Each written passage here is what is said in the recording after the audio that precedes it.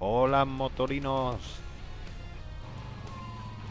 A ver, tengo sentimientos encontrados. ¿Por qué? Os comento.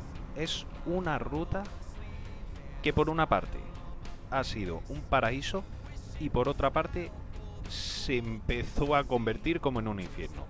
Y os voy a ir comentando por qué en el transcurso del vídeo. Ha sido una ruta, de hecho es la primera vez que yo me enfrento a una Rider, es la primera Rider que voy, y fue un poco como 200 kilómetros, 300 kilómetros o el Pro. Bueno, pues resulta que cogimos el intermedio, 300 kilómetros. Pero por algún casual, porque yo no iba controlando la ruta, la iba controlando un amigo, que por cierto, gracias, porque me tuve que despreocupar de ir mirando el mapa. Entonces, siguiendo la ruta, hicimos la eh, total cifra de 480, alrededor de unos 500 kilómetros. Vaya, que básicamente hicimos todo. Pero es que los que tenían el 500 kilómetros hicieron más. O sea, fue todo el día. Transcurrió por Granada, un poquito de Jaén, llegamos hasta Córdoba, bajando por el sur hasta de nuevo Granada.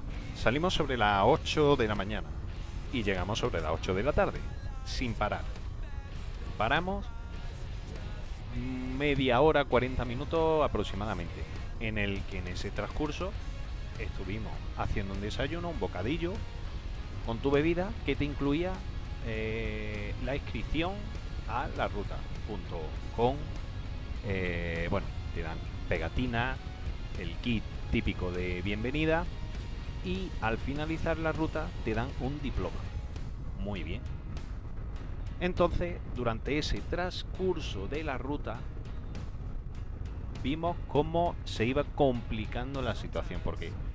Porque tenías que parar, hacer el código QR para saber que has sellado el sitio, para que posteriormente, cuando vuelvas después de todo el día, te den tu diploma como que has pasado por todos esos puntos, dependiendo de la ruta que tú hayas seleccionado. ¿De acuerdo? ¿Qué pasa? Que no para. No paras. Todo el día en la moto. Sin parar. Foto, seguir. Foto, seguir. Tan solo paramos en Alcalá la Real un poquito más para ver el castillo y demás. 10 minutos, no más. Entonces, una ruta preciosa. Me encantó. Pero fue un poco infierno porque fue todo el día sin poderte mover. Y ahora os contaré por qué. Y básicamente fue por el tipo de moto que escogí ese día. Como iba comentando, Rider, primera Rider Edition. A ver, cosas a comentar. La moto que escogí fue una Virago 250 que adquirí hace un par de meses, 2 meses y medio o cosas así. La moto tiene cosas muy buenas, ojo, muy buenas. Moto económica, fiabilidad, bajo consumo, mecánica de toda la vida que si tiene una avería de una bujía, por ejemplo, la tienes siempre a mano. Si tienes que hacer un cambio de filtro, si tienes... Es todo muy sencillo, todo muy sencillo. Es una moto, yo diría, para el día a día, sinceramente, para el día a día, es una moto perfecta, perfecta, para manejarte por la ciudad, para ir al trabajo. Consume, estamos hablando que al precio que está la gasolina, que no es nada barata, no sé en vuestras ciudades. Yo hablo de Granada y en Granada estamos pagando la gasolina a unos 65, unos 70 actualmente. Con esto de la guerra y demás, está la gasolina, la verdad es que careta. Entonces, ¿qué pasa? Que esta moto es perfecta para ir por la ciudad. La parte que gusta de esta moto, que aunque sea una moto de 250 centímetros cúbicos, 22 caballos, No sé exactamente la ficha técnica porque a veces es difícil encontrar la ficha técnica exactamente si son 22, 21, 24, unos 20 caballitos. ¿Que son suficientes? Sí, sí. Y en el vídeo se puede ver perfectamente cómo la moto avanza bien en los 500 kilómetros. ¿Por qué? Porque, a ver, seamos sensatos. La velocidad de la vía es la que es. 60 kilómetros por hora, 80, 90 y la moto va sobradísima a esas velocidades. ¿Qué te falta? Pues el reprise, los caballos, estrujar y que la moto te acelere rápido. Pero es que estamos hablando que estas rutas, por ejemplo, no son para correr, son para disfrutarlas. Eh, yo, por ejemplo, no he echado en falta, no he echado en falta nada. Hago un inciso. ¿Por qué? Porque los compañeros que yo llevaba, un chaval super majo que conocimos en la raid de mi amigo y yo, tenía una moto con 45 caballos. Entonces, claro, estamos hablando que es el doble de potencia, o quizás más, quizás más. Y mi amigo llevaba una Tracer. Estamos hablando de motos muchísimo más potentes. Cuando venían cuesta arriba, yo cuando quería acelerar, obviamente no puedo adelantar con una moto de 20 caballos a una moto de 100 caballos. Eso es imposible.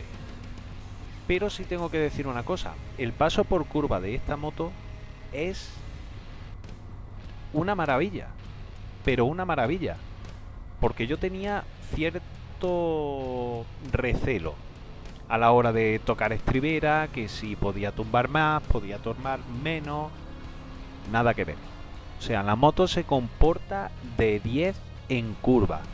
Tiene unos reposapiés como hacia arriba, un poquito hacia arriba, entonces en ningún momento rocé estribera. De hecho, había tramos de curva que podíamos ir perfectamente a 70, 60, 80 por hora y la moto es que en ningún momento rozaba. Es más, te daba confianza de entrar en curva. Cuando lógicamente estamos hablando de una moto que no es para ese tipo de uso. Una moto para dar el paseíto, tal. Entonces, la moto fue una maravilla en cuanto al comportamiento del tramo o el paso por curva. El tema está, pues que claro, que es una moto pequeña, de dimensiones también. Y aquí es donde ya empezamos a hablar de la comodidad. ¿Por qué? Es una moto que para hacer una ruta de unos 100 kilómetros, para bajar a la playa, depende de donde vivas, 100, 150 kilómetros tranquilito, 80, 70, 90, incluso 100. Yo he llegado a ir con esta moto a 120 kilómetros por hora y la moto anda, tiene una velocidad máxima de unos 130 aproximadamente, pero es una moto corta. Tienes que pensar muy bien la estatura que tiene, porque los 500 kilómetros se hicieron un poco incómodos, ya que yo mido 1,80 aproximadamente y las rodillas las tenía un poco flexionadas. No terminaba yo de encontrarme muy bien del todo en la moto. Cuando pasaron los kilómetros y el día, lógicamente, pues ya que si te molestaba el culo, ya no sabías dónde ponerte, querías estirar las piernas, incluso en los reposapiés ponía, digamos, cosa que no debe hacerse, pero los talones, ¿no? Para tener las piernas estiradas del todo, porque ya empezaba a fatigarse el cuerpo, como es lógico. Estamos hablando que no puedes pretender hacerte 500 kilómetros en una moto que puede que no sea de tu talla, pero bueno, yo aún así cogí, acepté el reto como los valientes, me fui con mi Virago.